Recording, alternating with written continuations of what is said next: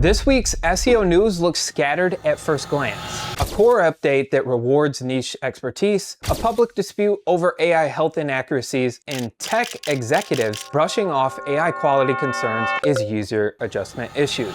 But once we zoom out, we're going to see one of the main underlying shifts that we see in SEO. Search is no longer about who covers the most ground. It's all about who owns the problem deeply enough and solves it. Let's break it down. So part one of this digital know-how update, what I want to bring to you is the December core update. It's been moving towards is that specialists win. Google December core update ran through December 11th through 29th. An early analysis, particularly from Alida Solis, showed a clear trend. Specialists are gaining visibility over generalists. What a surprise. This showed up across publishing, e-commerce, SaaS, especially best of queries, middle funnel product searches, commercial intent terms, and in multiple examples, category-specific brands outperformed broad review sites and affiliate aggregators. Maybe affiliate sites are dying. Let's see what the future holds. And that matters because for years, large generalist sites won simply because of scale and authority. Now depth is beating breadth. This comes back to topical authority. Why this matters for real SEO work. It isn't about domain authority disappearing. I don't think so at all. It's about alignment. When a query has commercial intent, product nuance, domain-specific risk, these kind of things come back to signal in Google's environment that there is more know-how and understanding of the thing. Google increasingly is favoring brands that live inside the category, not ones that just touch it occasionally. As one industry comment put it, specialists rise when search stops guessing and starts serving intent. That line says everything. I had somebody the other day, actually, he might even watch this video, comment, and he said, you know, search is dead. He was so happy about it, so on and so forth. He was talking about SEO, and I just gave a brief statement on how he misunderstood what SEO was compared to the software and or systems delivering the results. And his confusion was that SEO has ruined search results to show you bad things. And the thing is that the algorithm itself is what the problem is. The problem is when it favors, and that's what these Google updates are getting at, is when it favors certain sites because of their authority instead of favoring certain sites because of their expertise in that area. So the experience that has been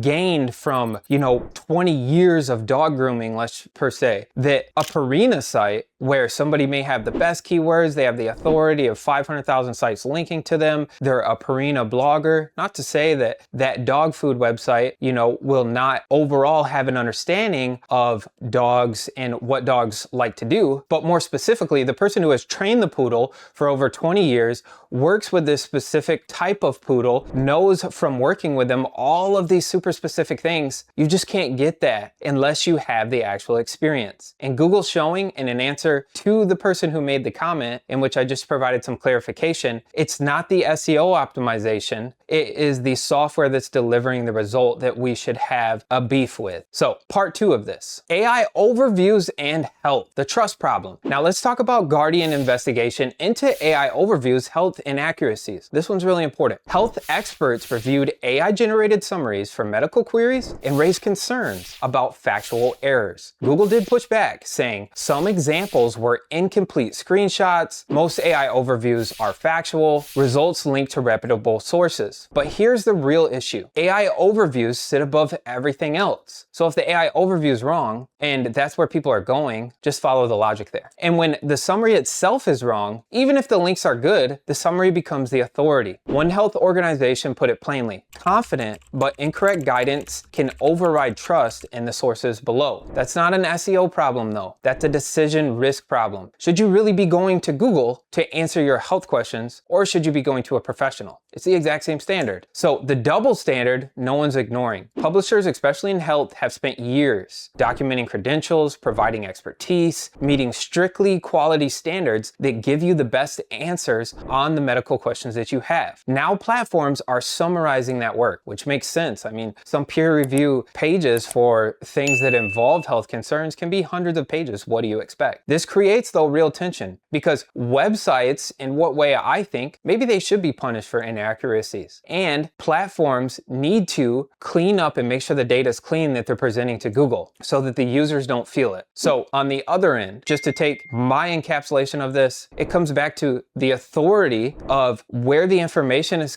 coming from. It needs to be clear and concise, and people need to know this is just personal logic. You can't just go to Google to get personal medical advice, even though, to be honest, in today's world, sometimes it can feel a lot better than calling a doctor, because doctors seem to not just really want to give you answers as much as they just want to give you medication. That's just a personal opinion. But from there, Google just needs to work, and these other websites and just all of the places that contain medical information, to make the information more concise and as concise as possible. There just needs to be an active approach to this. And at the same time, there's just billions and billions of web pages on medical information. So what is the best practice? And then also, what is reasonable to give people answers that are accurate and concise? And then on the other end, it's just a personal logic. You need to trust in that you probably do need to talk to a doctor and not just Google if your heart is beating really fast and it won't stop and it's making you feel sick. That's just more so a personal thing, in my opinion. So part 3, what we call AI slop, or executive deflection. This is the third story. Within the same week, the Microsoft CEO, Satya Nadella, urged the industry to move beyond slop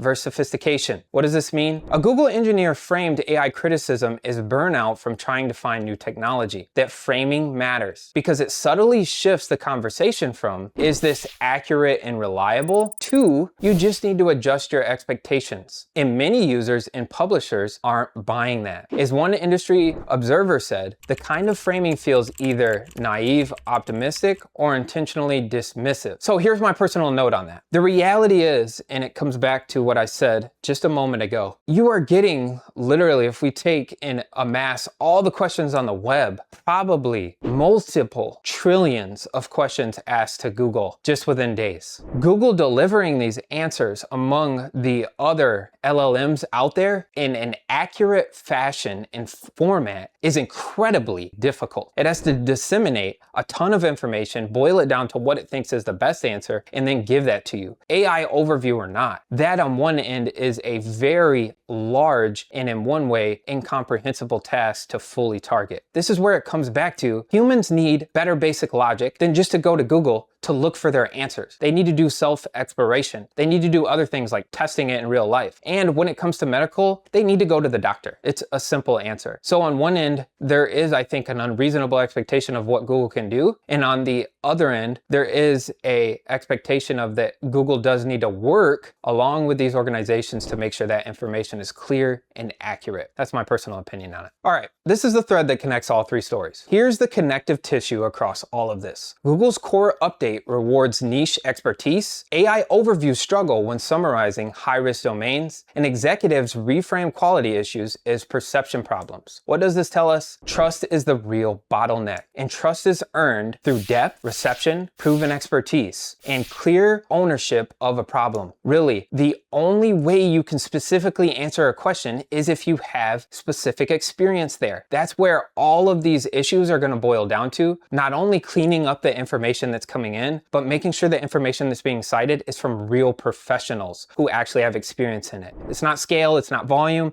it's not generic coverage. And what this means for SEO moving forward. If you're doing SEO in 2026, here's my takeaway. Being a generalist is becoming a liability, and it's not going to help your brand. The best of content only works when backed by real category ownership. Take what you focus on and become a master of it. Topical authority. Authority is moving from domains to entities and experts. I have a lot of entity SEO videos coming out. And speaking about this, AI systems favor sources that consistently solve one type of problem. This applies whether you're a publisher, a SaaS company, an e-commerce brand, or a service-based business. The brands that win cover everything. So what's my overall takeaway from this is really it hasn't changed in the past 3 years. We need to focus on, with our websites, digital marketing SEO, or if you're just a person building a service-based business website, you need to focus on specific content related to your area of expertise and niche down in that as much as possible, because that's what's going to happen as time goes on. As far as what Google and LLMs favor is who are the true specialists in these areas, because traffic is now trust. Exposure is influence. I'm really curious, what do you think? Do you see the shift towards specialization playing out in your own data? And do you trust AI summaries more or less than you did a year ago? Drop your thoughts in the comments below. I'd love to read them. I love engaging with what y'all are bringing me. And this is Digital Know-How. I'm Caleb Nation from Nation Media Design. See you on the next episode. See ya!